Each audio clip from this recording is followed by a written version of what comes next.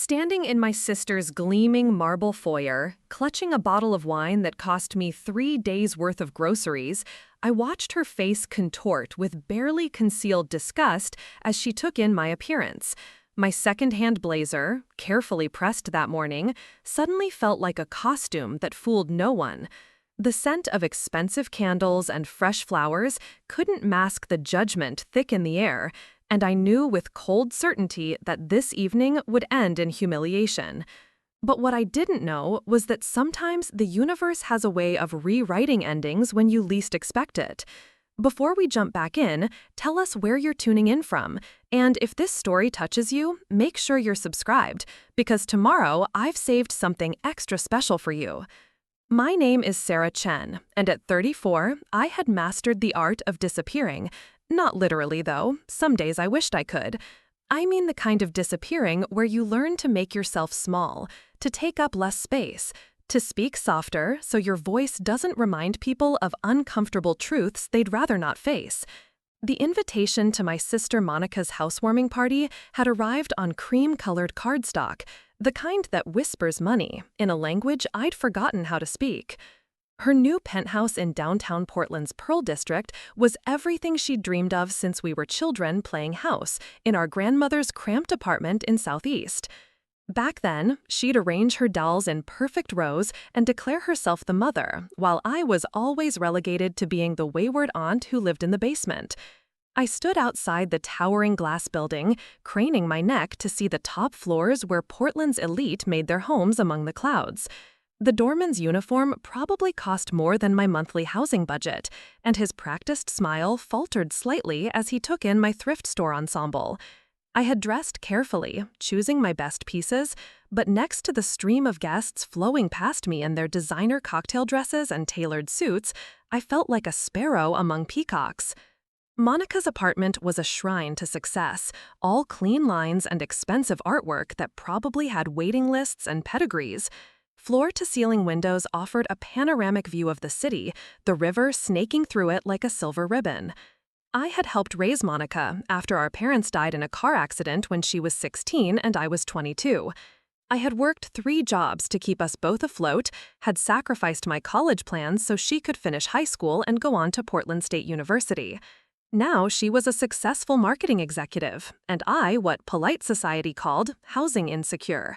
The irony wasn't lost on me. Housing insecure.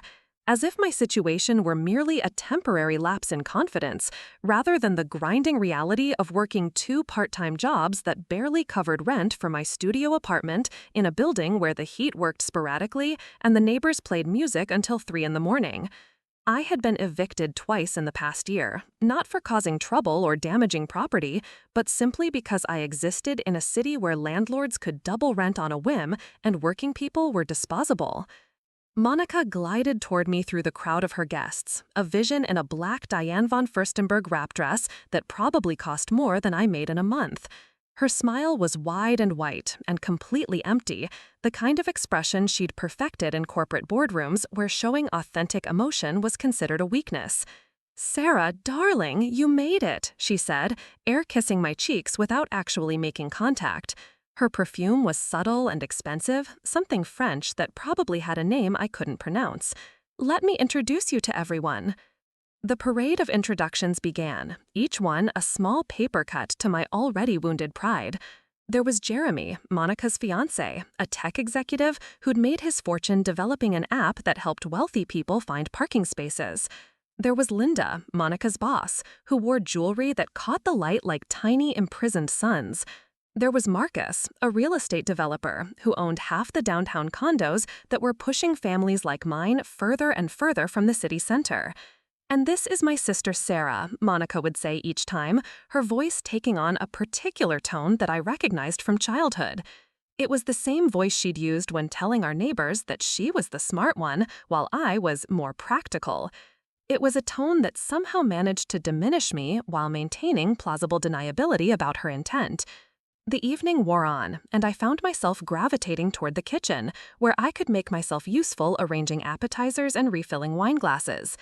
It was easier than standing in circles of conversation where my contributions landed like stones in still water, creating awkward ripples before sinking into silence. These people spoke a language I'd once known fluently, before life had stripped away my fluency in casual discussions of vacation homes and stock portfolios. I was rinsing glasses in Monica's pristine kitchen when I overheard the conversation that would change everything. 3 of Monica's colleagues had gathered near the kitchen island, their voices lowered but not quite enough to escape my notice. They were discussing the homeless crisis, speaking about it with the detached concern of people for whom homelessness was an abstract social issue rather than a daily reality. "It's really getting out of hand," said Linda, swirling her wine.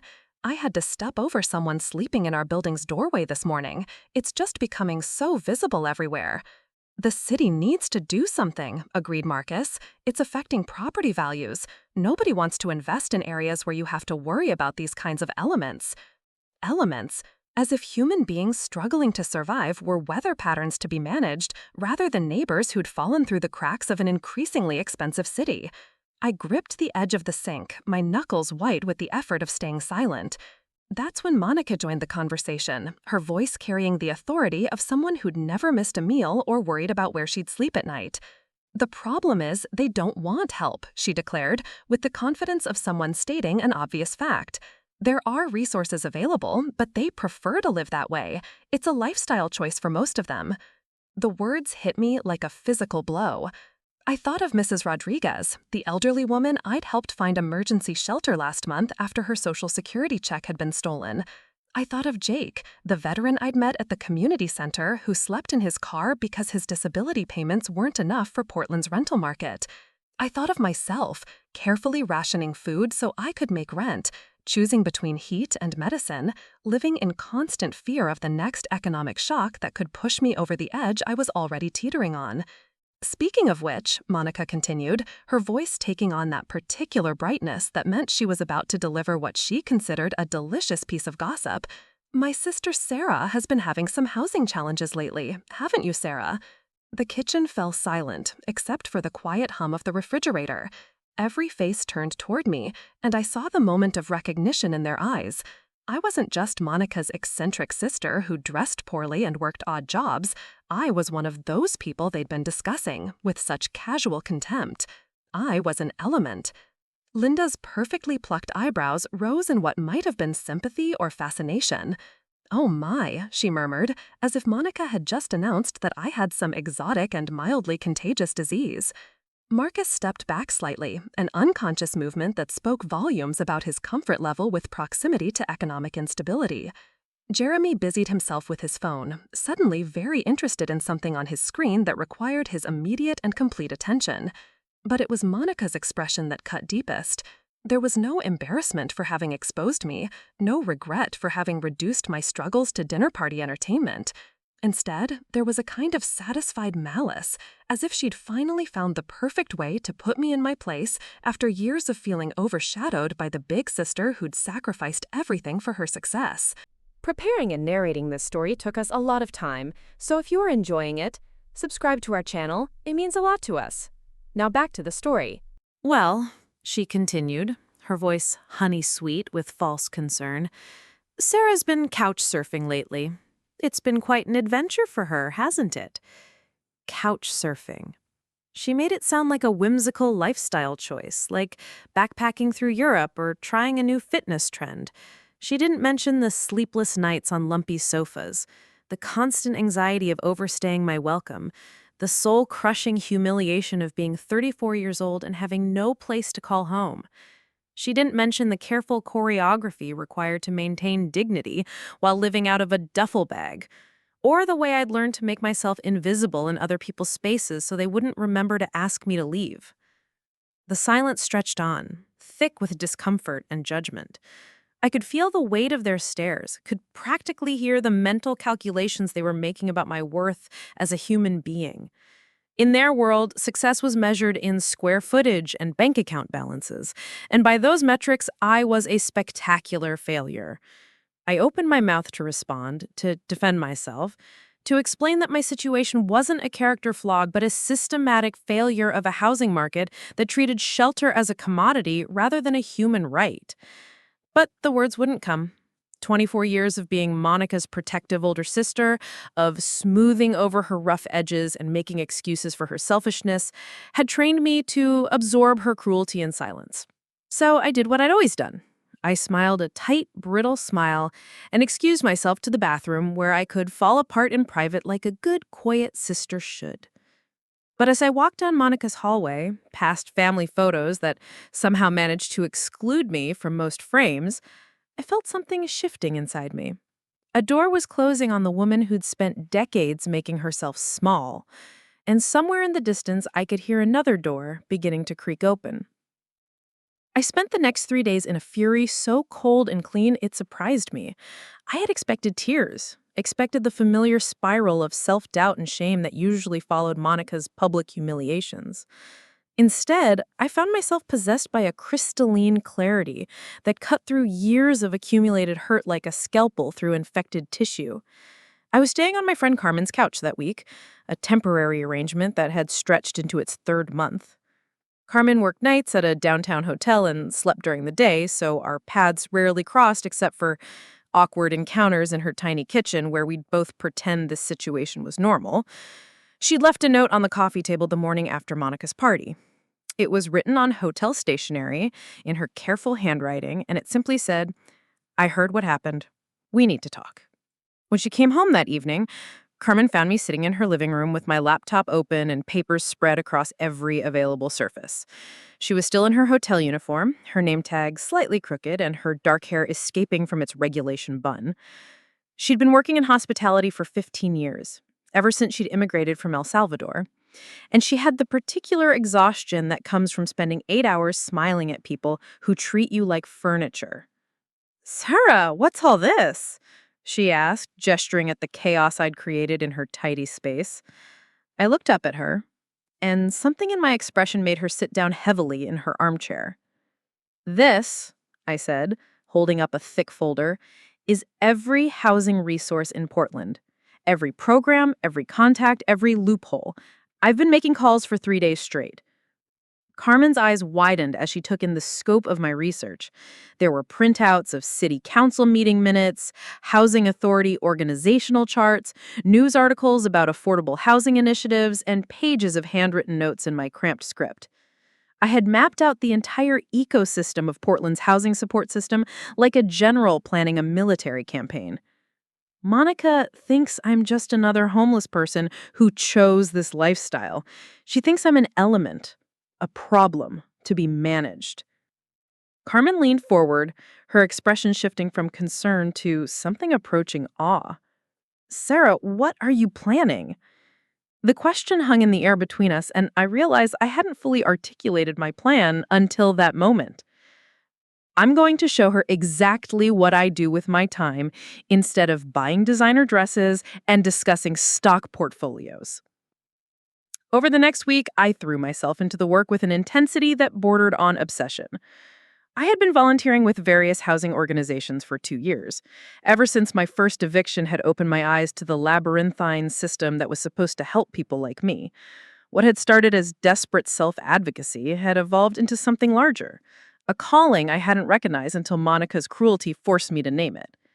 I contacted Maria Santos, the director of Portland's Community Housing Alliance, an organization I'd been working with to help other people navigate the impossible maze of rental assistance programs.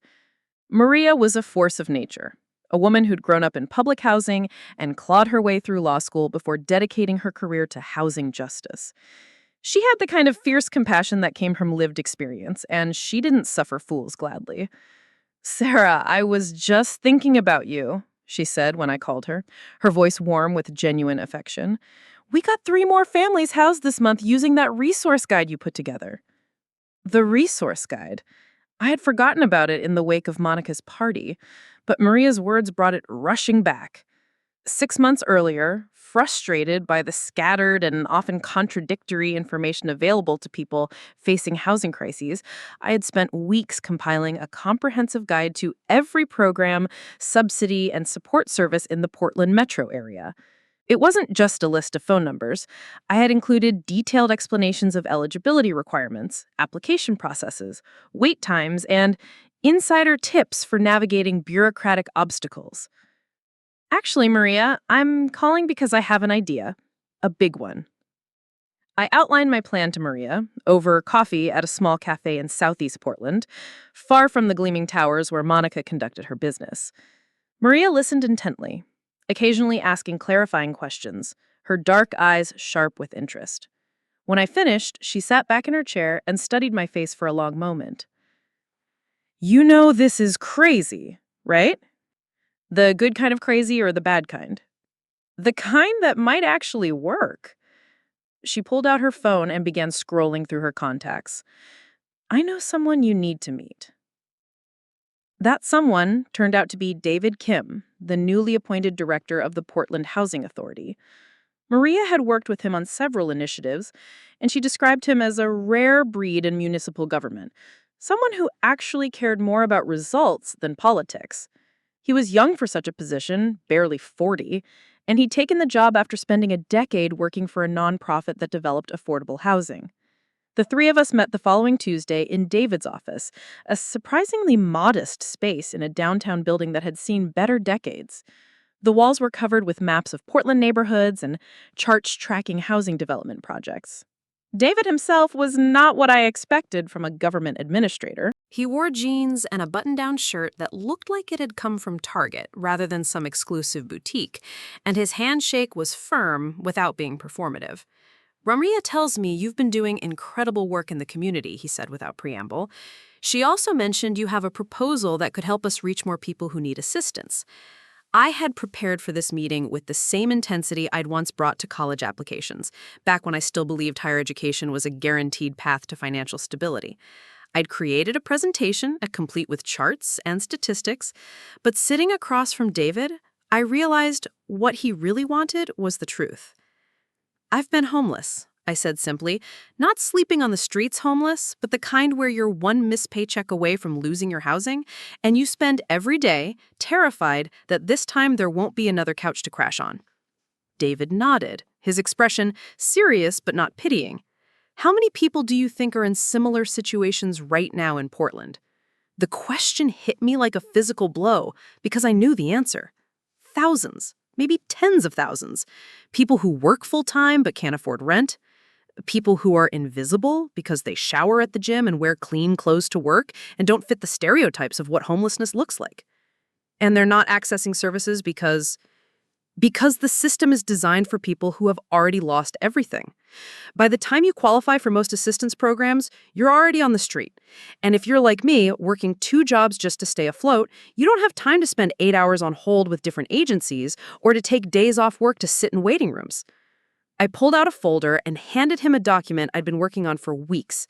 This is a proposal for a comprehensive housing stability program, not just emergency assistance after people lose their homes, but preventative intervention for people who are at risk. David flipped through the pages, his eyebrows rising as he read. The proposal outlined a system of early intervention services, streamlined application processes, and community outreach that would identify and assist people before they fell into the abyss of homelessness. It wasn't revolutionary in concept, but it was revolutionary in its attention to the practical barriers that kept people from accessing help. This level of detail, David said, looking up at me, this isn't theoretical. You've lived this. Every page of it. And I've helped dozens of other people navigate it too. Maria leaned forward. Sarah's been our unofficial housing navigator for 2 years. She knows these systems better than most of the people who work in them. David closed the folder and looked directly at me. I have a budget meeting next week with the city council. If I wanted to present this as a pilot program, would you be willing to help implement it? The question hung in the air like a lifeline thrown across a chasm. For 2 years, I'd been helping people one at a time, filling out forms in kitchen tables and community center lobbies, making phone calls from borrowed offices and my own cell phone. The idea of turning that work into something systematic, something that could help hundreds or thousands of people, was almost too overwhelming to contemplate. I don't have a social work degree, I said finally. I don't have credentials or certifications or any of the things people usually want to see. David smiled, the first genuine expression I'd seen from him since we'd started talking. Sarah, you have something better. You have credibility. When you tell someone that a program works or doesn't work, they believe you because you've been where they are. The meeting ended with David asking me to prepare a more detailed implementation plan and Maria offering to help with the policy research. As we walked out of the building together, Maria put her hand on my arm. "You know what you've just done, right?" she said.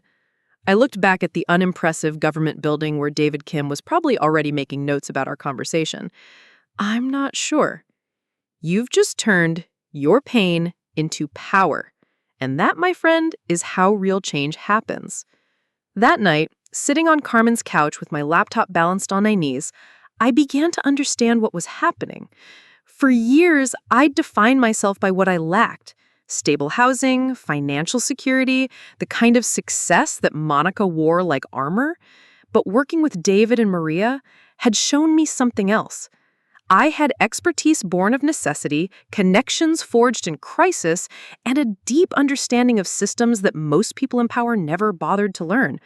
Monica saw me as homeless, a problem to be hidden away from her successful friends. But I was beginning to see myself differently. I wasn't homeless. I was someone who understood housing in ways that people who'd never worried about rent simply couldn't. I wasn't an element to be managed. I was someone who knew how to navigate systems that defeated other people every day. The irony was almost too perfect. While Monica was building her career helping companies sell products people didn't need, I was building expertise in helping people access services they desperately required. She measured success in square feet and salary figures.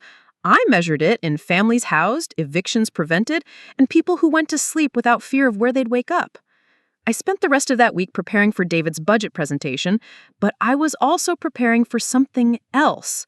Monica had invited me to her engagement party, scheduled for the following Saturday at the same downtown penthouse where she'd humiliated me. She'd sent the invitation via text, a casual afterthought that felt more like an obligation than a genuine desire for my presence.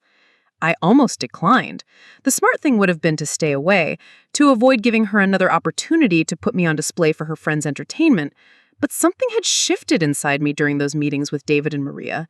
For the first time in years, I had something to be proud of. More importantly, I had allies who saw my work as valuable rather than pitiable. I texted Monica back. "I'll be there." Monica's engagement party was everything I had expected it to be, an orchestrated display of wealth and status that made her housewarming look modest by comparison. The same penthouse had been transformed into something that belonged in a luxury magazine, with professional lighting that made everything glow like golden honey, and arrangements of white orchids that probably cost more than most people's monthly rent. I arrived precisely on time, wearing the same blazer from her housewarming, but paired with a different blouse and pants that Carmen had helped me select from a consignment shop. We'd spent an hour that afternoon discussing strategy, with Carmen playing devil's advocate while I practiced maintaining my composure under pressure. The difference was that this time, I wasn't walking in as Monica's embarrassing sister who needed to be managed. I was walking in as someone who had work to do. The guest list was predictably impressive. Portland's young professional elite, the kind of people who attended gallery openings and charity auctions and spoke fluently about wine pairings and art investments. Monica moved through the crowd like a queen holding court, her engagement ring catching the light every time she gestured. Jeremy stood beside her, looking pleased with himself, as if he'd personally negotiated a merger rather than simply proposed to a woman. I had been there less than 10 minutes when the familiar pattern began. Monica's voice carried across the room as she spotted me near the entrance, her tone bright with false warmth and barely concealed malice. "Everyone, look who decided to join us tonight," she announced, drawing attention like a conductor raising her baton. "My sister Sarah managed to make it despite her busy social calendar." The emphasis she placed on busy social calendar was subtle but unmistakable. It was her way of reminding everyone present about my housing situation without explicitly stating it. Several guests turned to look at me with expressions ranging from polite curiosity to thinly veiled pity. I had prepared for this moment, had rehearsed different responses during my walks around Carmen's neighborhood. But standing there in the golden glow of Monica's perfect party, surrounded by people who saw me as a charity case at best and a cautionary tale at worst, I felt the familiar tightness in my chest that came with being reduced to an object of derision. "Hello, Monica," I said simply, moving deeper into the room without taking the bait. But Monica wasn't finished. She never was when she sensed vulnerability. Like a shark detecting blood in the water, she circled closer, her voice pitched to carry to the nearby clusters of guests. "Sarah's been having such an interesting year," she continued, her words honeyed with false concern. "She's been exploring alternative living arrangements. Very trendy, really. Minimalism taken to its logical conclusion." A few people laughed, the kind of nervous laughter that happens when someone says something cruel but packages it as humor. I saw Jeremy shift uncomfortably, perhaps recognizing that his fiancée was crossing lines that even his flexible moral code couldn't quite accommodate. That's when Linda appeared at Monica's elbow, the same marketing executive who'd been present for my humiliation at the housewarming. She was wearing a different designer dress, but the same expression of cultivated superiority, as if the mere fact of her stable housing and steady income made her inherently more valuable as a human being. "Oh, yes," Linda chimed in, her voice dripping with false sympathy. "Monica was telling us about your situation. It must be so difficult not having anywhere to really call home." The words hung in the air like smoke, poisoning the space around us. I could feel the attention of nearby guests focusing on our conversation with the kind of fascinated horror that people reserve for watching accidents unfold. This was entertainment for them, a real-life drama playing out in their sanitized social circle. Monica's smile widened, sensing victory. "Well, we all have to find our own way, don't we? Some people are just better suited to certain lifestyles than others." The implication was clear. I was suited to instability because I was somehow fundamentally flawed, lacking the essential qualities that enabled normal people to maintain normal lives. It was the same logic that allowed wealthy people to believe poverty was a moral failing rather than a systemic problem. I opened my mouth to respond, but before I could speak, a voice cut through the tension from behind me. "Excuse me, are you Sarah Chen?" I turned to see a man approaching us with the kind of confident stride that suggested he belonged in any room he entered. He was tall and broad-shouldered, wearing a well-tailored suit that managed to look both professional and approachable, but it was his expression that caught my attention. He looked genuinely pleased to see me, as if he was exactly the person he'd been hoping to find. "I'm David Kim," he said, extending his hand with a warm smile. "From the Portland Housing Authority. I've been looking forward to meeting you in person." The effect of his words was immediate and electric. Conversations around us faltered as people processed this unexpected development. Monica's expression shifted from smug satisfaction to confused alarm, as if the script of the evening had suddenly been rewritten without her knowledge. "Mr. Kim," I said, shaking his hand and feeling genuinely glad to see a friendly face in hostile territory. "I didn't expect to see you here." "I'm friends with Marcus Webb," he explained, nodding toward the real estate developer who'd been part of the original kitchen conversation at Monica's housewarming. When he mentioned Sarah Chen would be here, I had to come introduce myself properly. Marcus appeared at David's shoulder, looking pleased to be associated with someone who commanded such obvious respect. "David, you know Sarah?" "Know her?" David's laugh was warm and genuine. "Sarah is about to revolutionize how we approach housing stability in Portland. The city council approved our pilot program yesterday, and she's going to be leading the implementation." The silence that followed his words was profound and absolute. I could see Monica's mind working furiously, trying to reconcile this information with the narrative she'd constructed about her homeless sister who made poor life choices. David continued, apparently oblivious to the undercurrents of tension around us. "Sarah's work is exactly what Portland needs. She understands these systems from the ground up because she's lived them." That's not a liability. It's her greatest asset. Monica finally found her voice, though it came out higher and thinner than her usual confident tone. "Sarah works in housing?" "She doesn't just work in housing," David replied, turning to look at Monica with polite interest. "She houses people, veterans, families, seniors on fixed incomes, people who work full-time but can't afford market rent. Sarah's personally prevented more evictions this year than most organizations manage in a decade. I watched Monica's face as the full implications of David's words sank in. Her sister, the woman she'd been publicly humiliating for her housing instability, was actually a housing expert.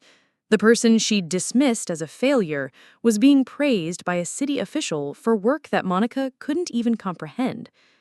In fact, David continued, pulling out his phone, I was just telling the mayor about Sarah's program yesterday. Let me see if I can find that email. He scrolled through his messages while the gathering crowd waited in increasingly uncomfortable silence. When he found what he was looking for, his face lit up with satisfaction. Here it is.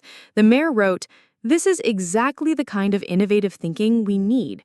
Please move forward with full implementation as soon as possible. Sarah, you're going to be working directly with the mayor's office on policy development." The words hit Monica like physical blows. I could see her struggling to process this complete inversion of her worldview, where her successful marketing career suddenly seemed trivial compared to work that was earning mayoral attention. Marcus stepped forward, clearly eager to associate himself with what was obviously a winning side. "Sarah, I had no idea about your work. We should definitely talk about potential partnerships between your program and our affordable housing developments." Other guests began gravitating toward our conversation, drawn by the magnetic pull of real achievement and civic importance. These were people who understood power and influence, and David's words had just repositioned me from social liability to valuable connection. Linda approached cautiously, her earlier condescension replaced by nervous deference. "Sarah, I'd love to hear more about your program. My company handles marketing for several nonprofits, and we're always looking for meaningful causes to support." I accepted her interest graciously, though I couldn't help noticing how quickly her attitude had shifted once she understood my actual position in Portland's power structure. The same woman who'd spoken about homeless people as elements was now eager to align herself with someone who worked on their behalf. But it was Monica's reaction that fascinated me most. She stood frozen in place, her engagement ring suddenly seeming less significant as she watched her carefully constructed hierarchy crumble around her.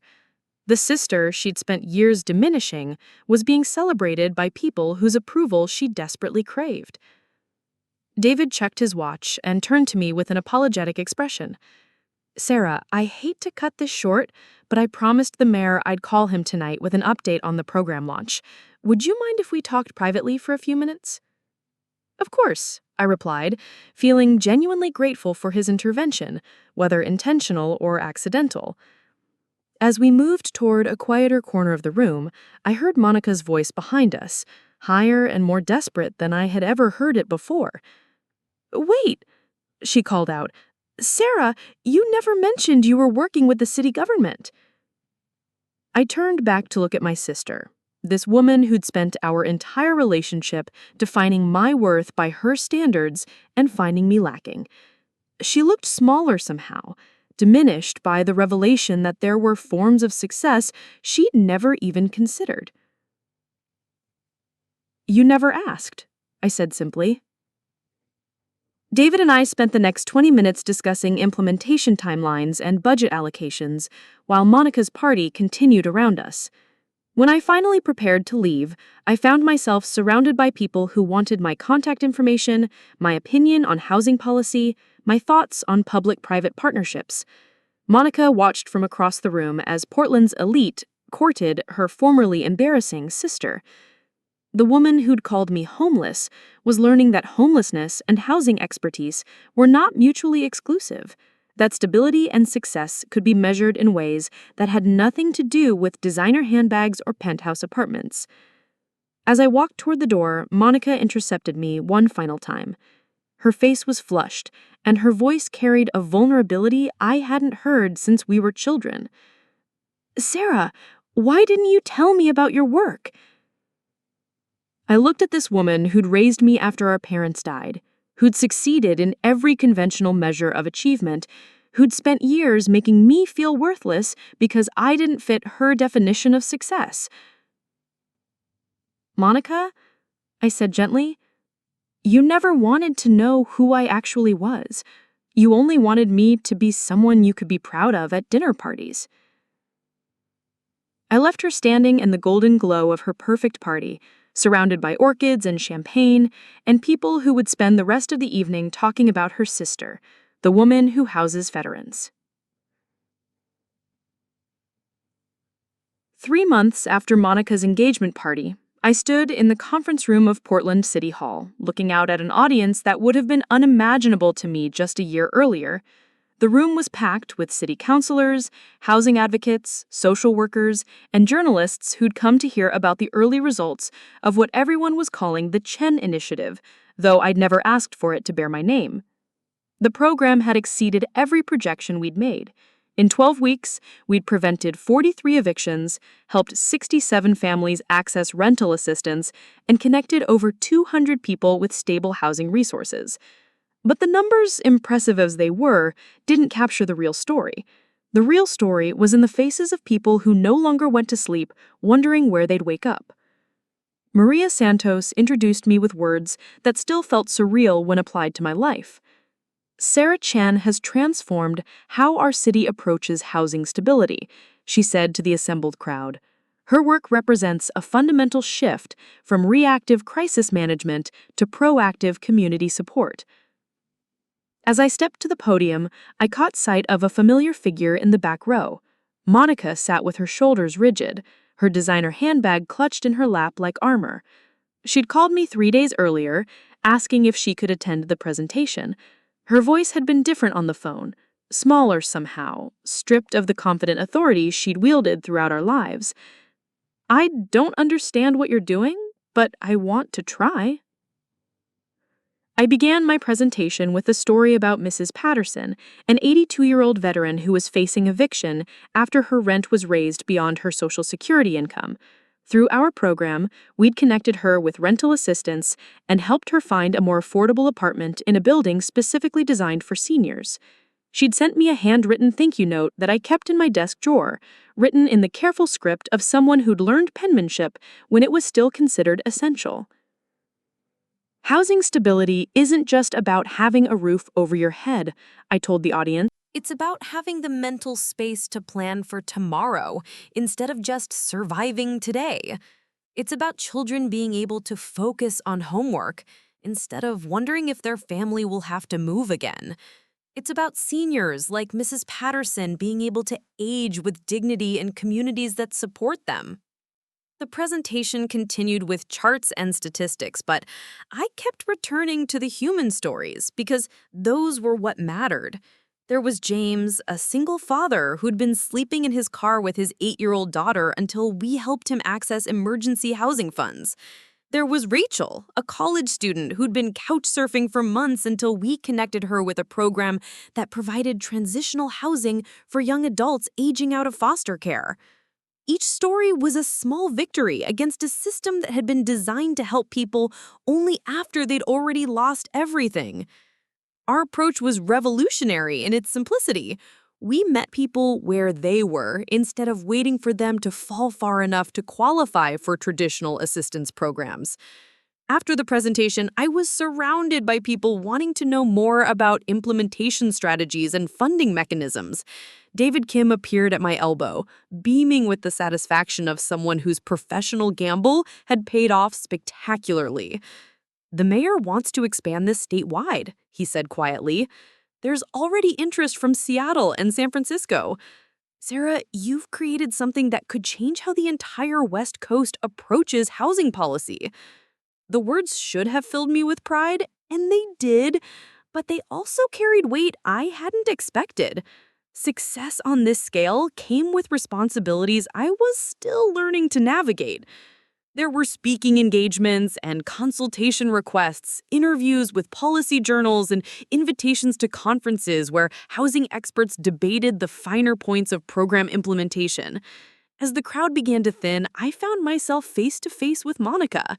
She'd waited patiently through 40 minutes of questions and conversations, standing against a wall like someone who wasn't sure she had permission to be there. "Sarah," she said, And there was something in her voice I'd never heard before. It took me a moment to recognize it as respect. "I owe you an apology." We walked together through downtown Portland, past the gleaming towers where Monica conducted her business, and toward the neighborhoods where my work took place. The contrast had always been stark, but I was seeing it through different eyes now. The luxury condos and expensive restaurants weren't inherently evil, but they existed in a city where teachers and firefighters couldn't afford to live within an hour of their jobs. "I spent so long thinking success meant climbing higher," Monica said as we paused at a crosswalk. "I never considered that it might mean reaching down to help other people climb too." Her words carried the weight of genuine revelation, but also the particular pain of someone realizing how much time she'd wasted pursuing the wrong things. I thought about all the energy she'd invested in accumulating status symbols, while I'd been learning to navigate systems that could mean the difference between stability and homelessness for thousands of people. "Monica," I said carefully, "I don't need an apology for your success. I need you to understand that success doesn't have to look like what you thought it did." We ended up at a small cafe in the Hawthorne district, the kind of place where social workers met with clients and community organizers planned their next campaigns. Monica looked out of place in her corporate attire, but she seemed genuinely interested in understanding the world I'd built while she wasn't paying attention. "Tell me about the work," she said simply. So I did. I told her about the complexity of housing law and the bureaucratic maze that defeated people who were already struggling with unemployment or medical bills or family crises. I explained how a single medical emergency could trigger a cascade of financial problems that led to eviction. How people who'd been stable for decades could find themselves homeless through no fault of their own.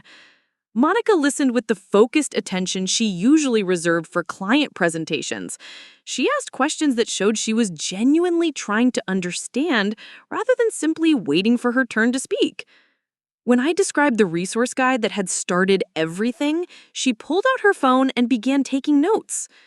"This is a marketing problem," she said suddenly, then caught herself.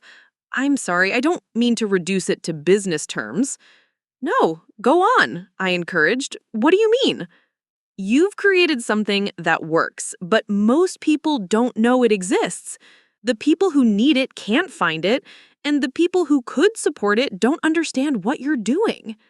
She leaned forward, her marketing mind engaging with a problem that actually mattered. You need better messaging, wider distribution, clearer communication about impact. It was the first conversation we'd had in years where Monica's professional skills felt relevant to something I cared about. She wasn't trying to fix me or change me or make me more acceptable to her friends. She was offering to help amplify work she was beginning to understand was important. Over the following weeks, something unexpected began to develop between us. Monica started volunteering with the program, using her marketing expertise to create materials that explained complex housing policies in language that ordinary people could understand. She designed infographics that social workers could use with clients, wrote grant applications that secured additional funding, and created a social media strategy that connected people with resources in real time. The transformation wasn't instant or complete. Monica still lived in her penthouse and wore designer clothes and moved in circles where people measured worth by bank account balances. But she was also spending her Saturday mornings in community centers, helping families fill out rental assistance applications and learning names of neighborhoods she'd previously driven through without seeing. One Saturday, I found her in the parking lot of a community center in East Portland, crying in her BMW after a particularly difficult session with a family facing eviction. The father had been injured at work and couldn't afford both medical bills and rent. The mother worked 2 part-time jobs but earned too much to qualify for most assistance programs and too little to actually pay market rent. Their teenage daughter sat silently through the whole meeting, her face carefully blank in the way that children learn when they're trying not to add to their parents' stress. "We helped them, Monica," I reminded her as she wiped her eyes with tissues from her expensive handbag. they'll get the rental assistance. The daughter won't have to change schools. But there are so many others, she said, her voice thick with the overwhelm that came with really seeing the scope of housing insecurity for the first time.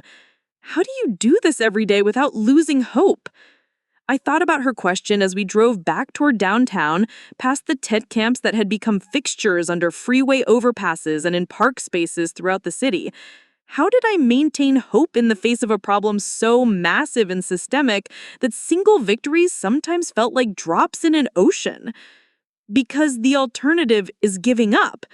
And giving up means accepting that Mrs. Patterson should die on the street, or that James's daughter should grow up sleeping in cars, or that Rachel should never have the chance to finish college. Monica nodded slowly, and I could see her beginning to understand something that had taken me years to learn. The work wasn't about solving homelessness completely or single-handedly fixing Portland's housing crisis. It was about refusing to let individual human beings become acceptable casualties of economic systems that treated shelter as a commodity rather than a human right. 6 months later, Monica made a decision that surprised everyone who knew her, including herself.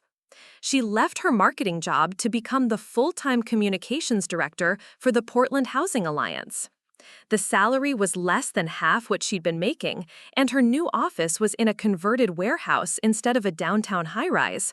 But something fundamental had shifted in how she understood the relationship between work and meaning. "I spent 15 years helping rich people get richer," she told me over lunch at the same cafe where she'd first asked me to explain my work. "I want to spend the next 15 years helping people get housed." The program continued to expand, with cities across the country sending delegations to study what we'd built in Portland.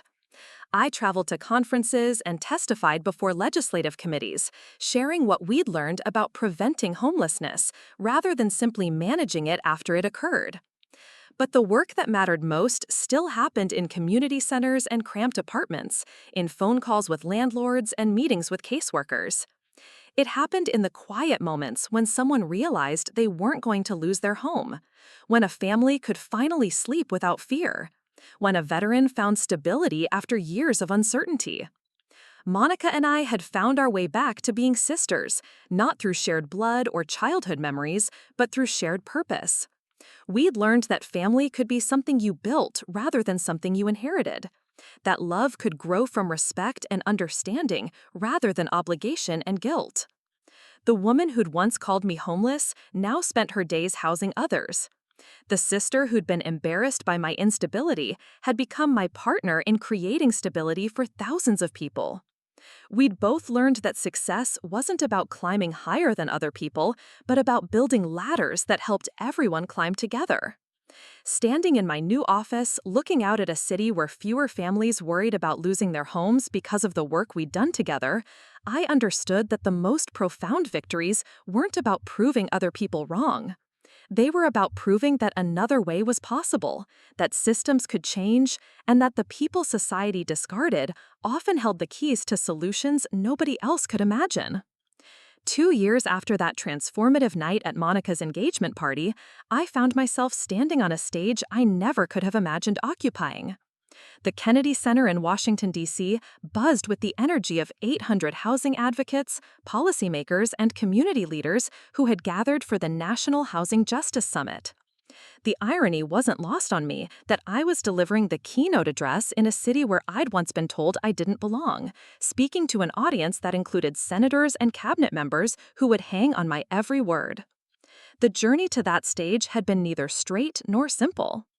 After the Chen Initiative's explosive success in Portland, I'd been recruited by organizations across the country wanting to replicate our model. The offers had been flattering and financially tempting, but I'd learned something crucial about myself during those months of sudden fame. My power came not from being the expert who swooped in to fix other people's problems, but from being the bridge between lived experience and policy implementation. Instead of accepting lucrative consulting contracts, I chose to establish the Housing Stability Institute, a national organization that trained local advocates to develop their own community-specific programs. The model was revolutionary in its simplicity. Rather than imposing solutions from outside, we empowered people within communities to become their own housing experts. The Institute's first cohort included 30 advocates from cities across America. There was Jennifer from Detroit, a former auto worker who'd lost her home during the economic collapse and now ran a tenant rights organization.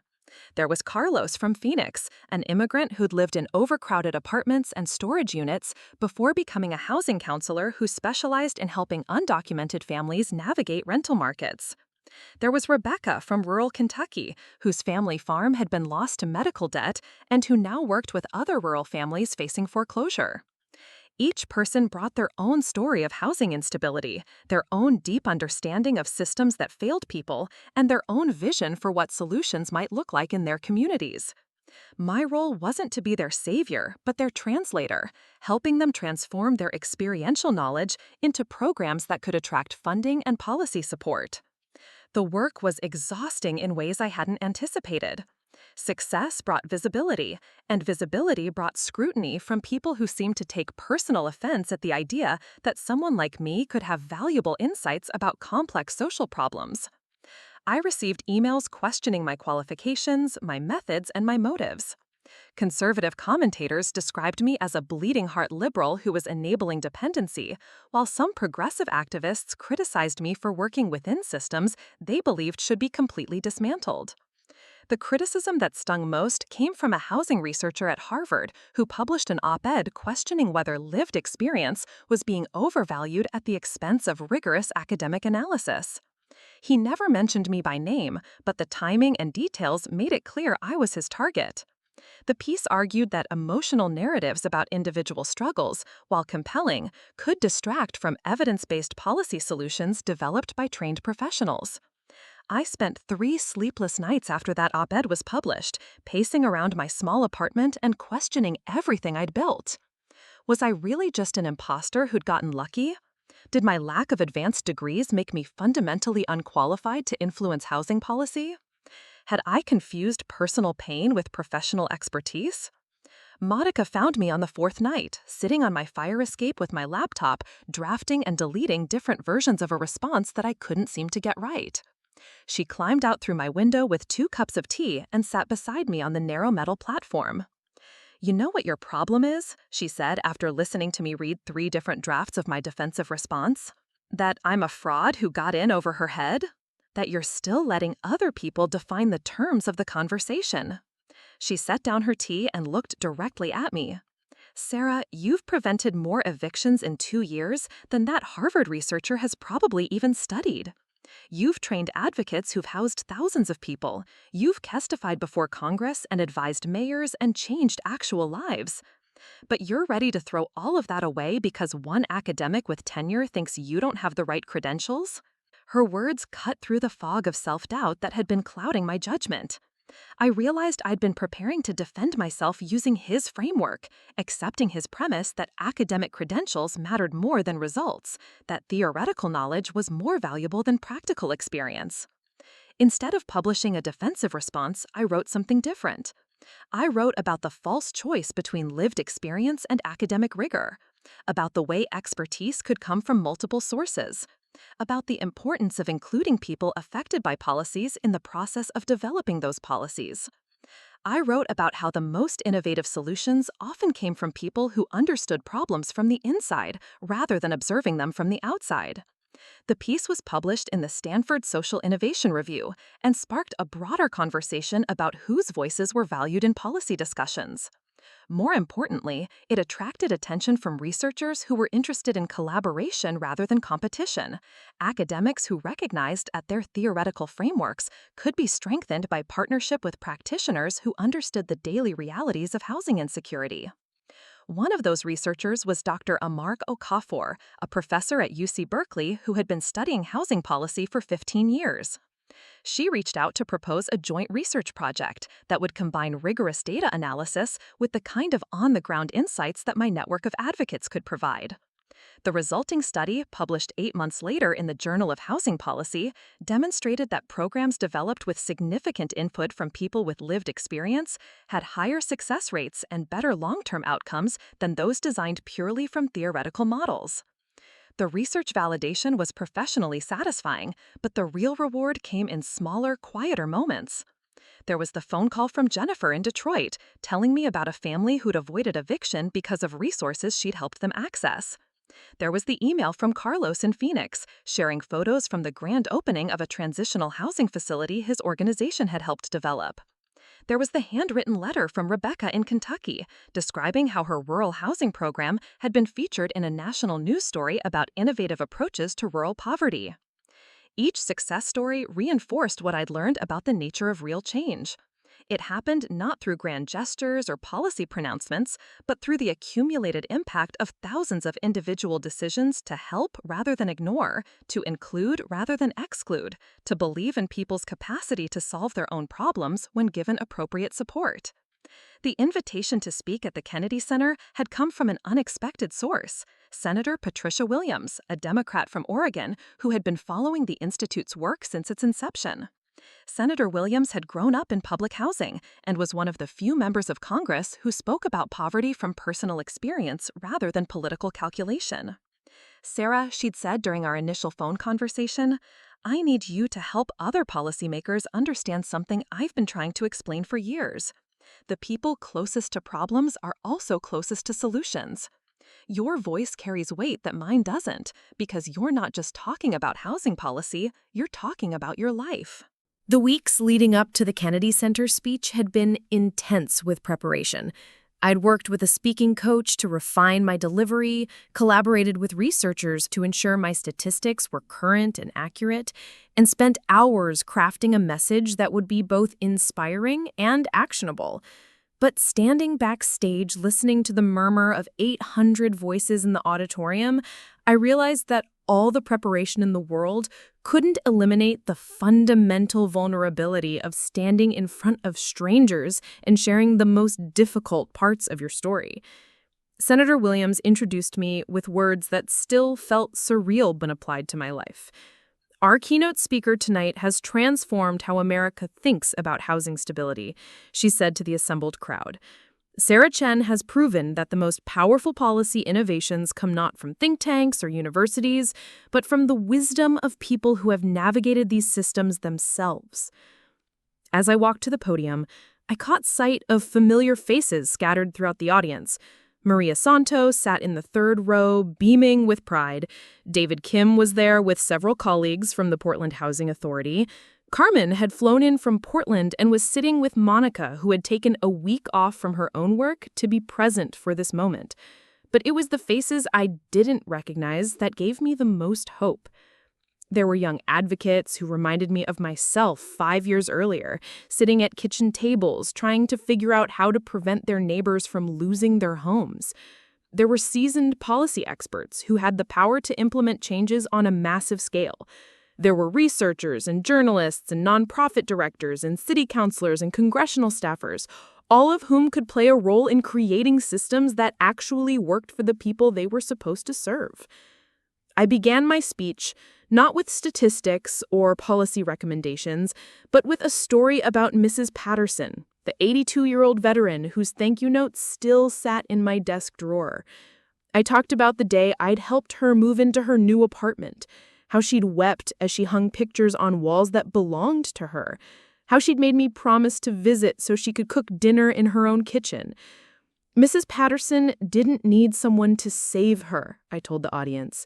She needed someone to believe in her capacity to save herself when given appropriate support. She needed systems that worked with her instead of against her. She needed a society that recognized her inherent dignity and worth. The speech continued with data about program outcomes and policy recommendations, but I kept returning to the human stories because those were what motivated change. There was James, the single father who'd been sleeping in his car with his 8-year-old daughter. 2 years later, he was housed, his daughter was thriving in school, and he'd become a volunteer advocate helping other single parents navigate housing resources. There was Rachel, the college student who'd been couch surfing after aging out of foster care. She'd graduated the previous spring with a degree in social work and was now employed by the same organization that had once helped her find housing. Her lived experience with housing instability made her uniquely effective at connecting with young people facing similar challenges. These stories matter, I told the audience, not because they're heartwarming examples of individual resilience, but because they demonstrate what becomes possible when we create systems that actually work for people. Every success story represents not just one life changed, but a model that can be replicated for thousands of other lives. I talked about the false choice between individual responsibility and systemic change, about how the most effective programs recognized that people needed both personal agency and structural support. I described the Housing Stability Institute's model of training local advocates, explaining how solutions developed within communities were more sustainable and more culturally relevant than programs imposed from outside. The policy recommendations I offered were grounded in 2 years of program data and 5 years of personal experience navigating housing systems. I called for increased funding for prevention programs rather than just emergency services. I advocated for tenant protection laws that prevented displacement rather than simply managing it after it occurred. I recommended including people with lived experience in all levels of program design and policy development. But the most important message I wanted to convey was about the nature of expertise itself. For too long, I said, we've operated under the assumption that expertise about housing policy must come from people who have studied housing rather than people who have lived housing insecurity. This is not just wrong, it's counterproductive. The most innovative solutions come from people who understand problems from multiple angles, including the angle of personal experience. The audience's response was more enthusiastic than I had expected. The applause was sustained and genuine, and during the question and answer session that followed, the queries were thoughtful and engaged rather than skeptical or dismissive. A congressman from Texas asked about adapting our model for rural communities. A mayor from Michigan wanted to know about funding mechanisms. A researcher from Georgetown inquired about evaluation metrics. Each question represented an opportunity to expand the work, to reach more people, to create more pathways from housing instability to housing stability.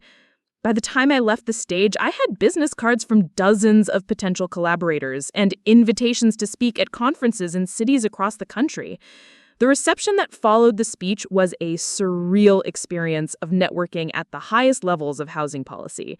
I found myself in conversations with people's work I'd admired from afar, policy experts whose research had informed my own thinking, advocates whose organizations I'd been learning from for years. But the conversation that meant the most to me happened in a quiet corner of the reception space where Monica and I sat with glasses of wine and watched the crowd of housing professionals continue their animated discussions. "Do you remember," Monica said, "when you used to play piano in Grandma's apartment and I would get annoyed because you were better at it than me?"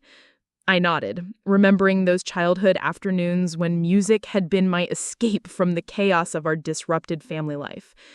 "I spent so many years being angry that you were good at things that came harder for me.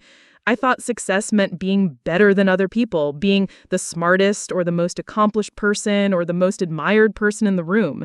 She gestured toward the crowd of housing advocates, researchers, and policymakers who were still engaged in passionate discussions about program implementation and policy reform. "But watching you tonight, seeing how you've turned your pain into purpose, I finally understand what success actually looks like.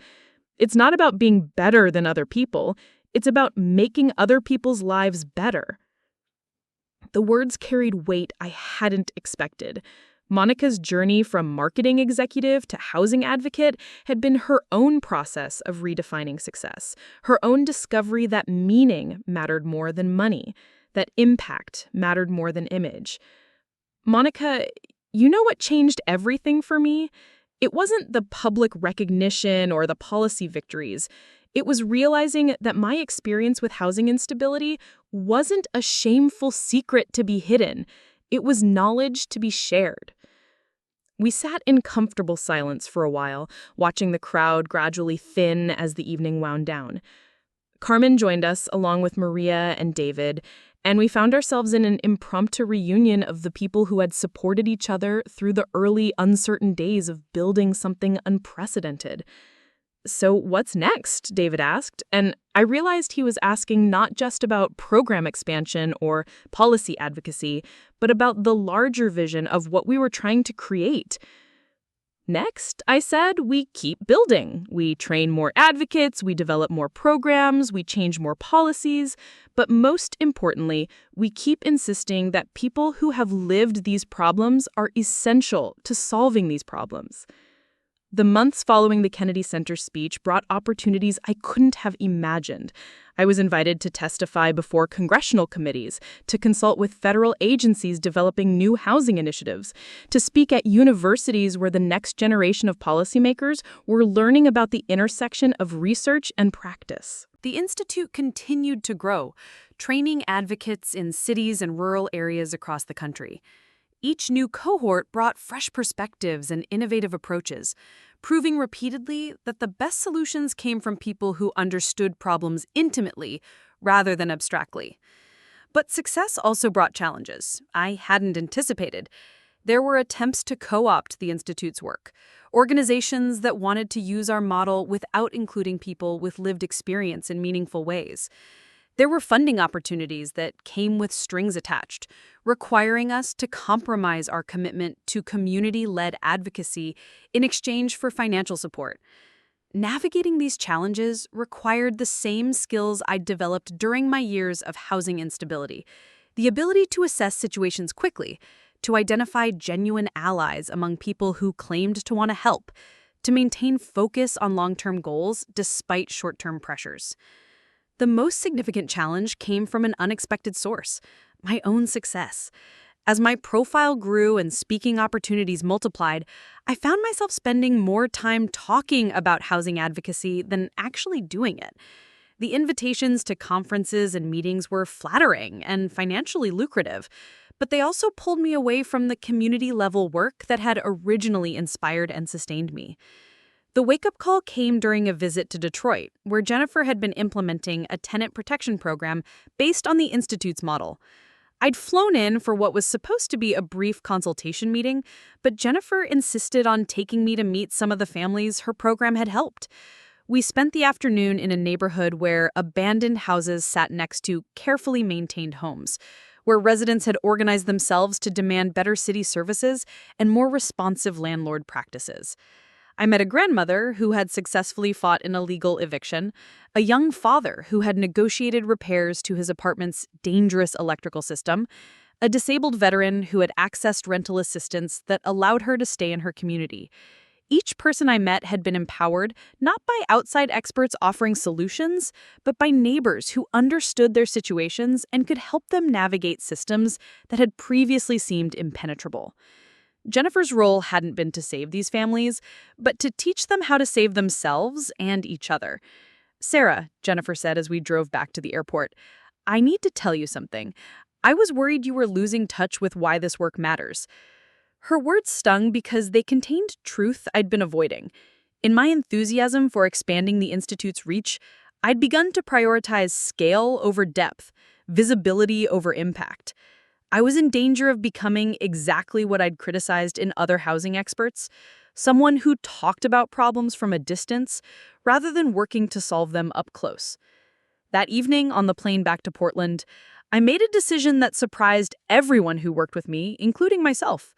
I announced that I was stepping back from most speaking engagements and consulting opportunities to focus on direct service work. The Institute would continue to operate and grow, but under the leadership of advocates like Jennifer and Carlos and Rebecca, who were closer to the communities we served. My own role would return to what it had been in the beginning, helping individual people navigate housing systems, training local advocates, and documenting what we learned so it could benefit others facing similar challenges.